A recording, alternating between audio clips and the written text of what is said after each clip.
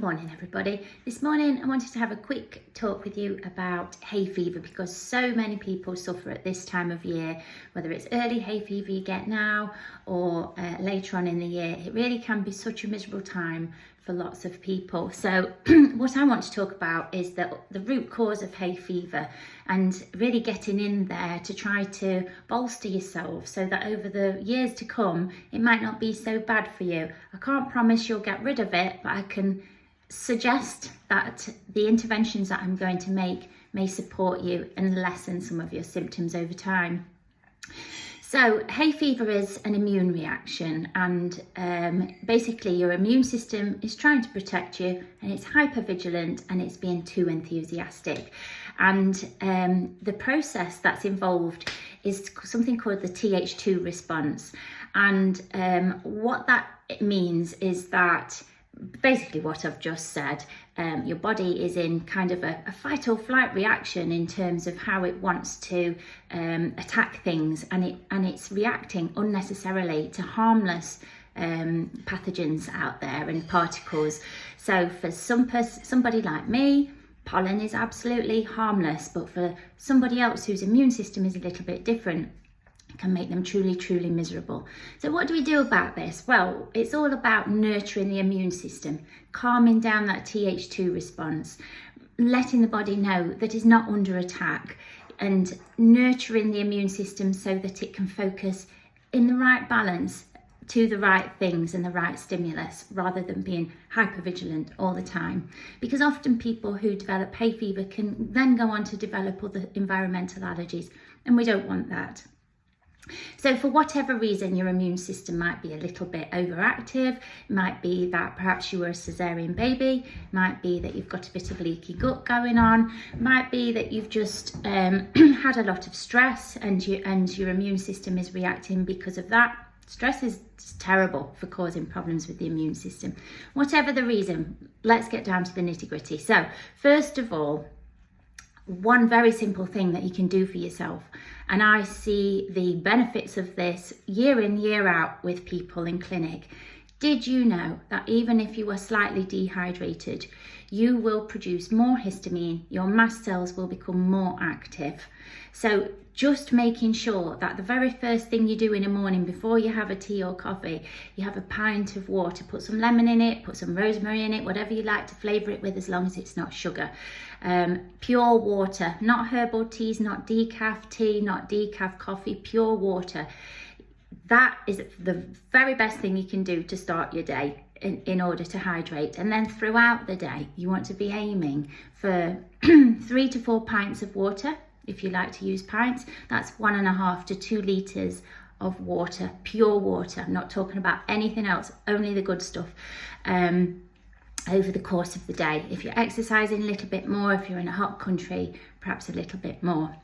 Secondly, your immune system largely resides in your gut. So this is all about your microbiome and making sure your microbiome is balanced.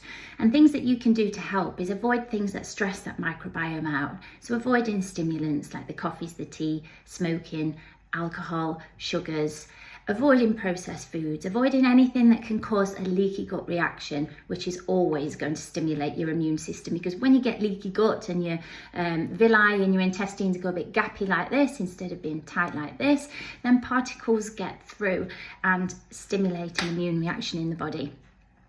So whilst ever that happens, your immune system's on high alert.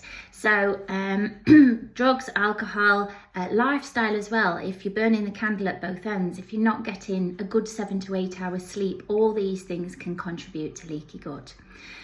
Then what we can do, we can sort of put a layer of compost into our guts to help our immune system and all those lovely microbiota grow and nourish us in that area. And that is prebiotic food. So garlic, onions, if you can tolerate them, if they don't cause you bloating, lots of dark green leafy veggies, bananas, artichokes, all the lovely good stuff that's going to act as a compost layer for you to sprout the good bacteria better. And then probiotic foods. So if you can tolerate them, fermented foods like kimchi, which is just delicious. I like to have it on the side of virtually every meal. Sauerkraut, If you like kombucha, a little bit of that, have a go at making your own. Water kefir, I like that as well. So all of those things, loads of veggies, because veggies will sweep through the gut and clear out anything that shouldn't be there. They're also going to nurture that gut and create the right environment. Not too much protein. You do want a good amount of protein each day, but if these carnivore diets, I'm not a fan. You're not getting the right amount of vegetable matter to make the environment of the gut how it should be. You need a good balance. So those are those things. And then there are some amazing supplements that we can take that can really calm down that immune response. So there's one in particular that I use. It's a specific strain of probiotic that's proven to lower that Th2 response. It's quite pricey, but it's very good. The thing with these supplements that I'm about to suggest, you need to start them early. Supplements are totally different to pharmaceuticals. Pharmaceuticals have an immediate reaction, usually within 20 to 30 minutes. Supplements don't work like that. Supplements are all about putting the compost down so that you can grow new cells that are functioning correctly. And that's not an overnight job. That can take a few months. So the key with Hayfever is you start it now, if not in March, and you do it every year.